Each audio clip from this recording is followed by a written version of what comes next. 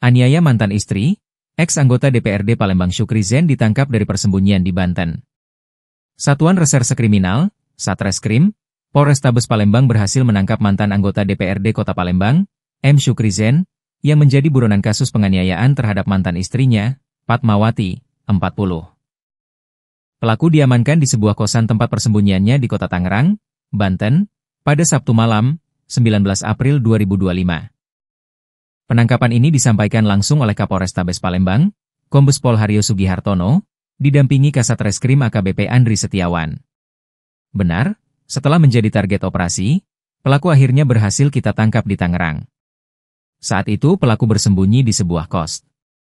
Penangkapan dilakukan tim kami setelah keberadaannya terlacak, ujar Kombes Pol Haryo, Senin, 21 April 2025. Motif penganiayaan disebut berawal dari rasa cemburu dan cinta buta.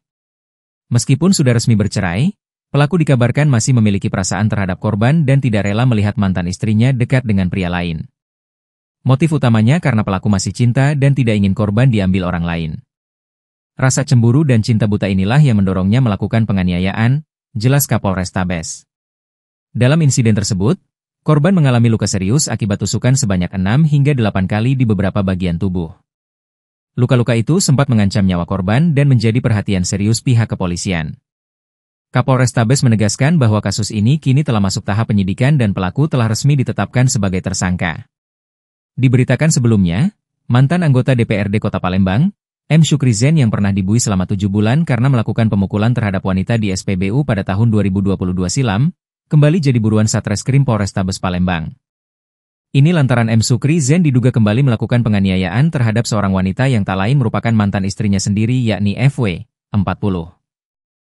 Informasi yang dihimpun sripoku.com, peristiwa tersebut terjadi pada Rabu, 19 Maret 2025, sekitar pukul 8 di Jalan Pipa Kelurahan 15 Ulu Kecamatan Jakabaring, Palembang. Di mana berawal saat pelaku mendatangi korban yang sedang berada di rumah saksi Zainab ingin mengajak rujuk.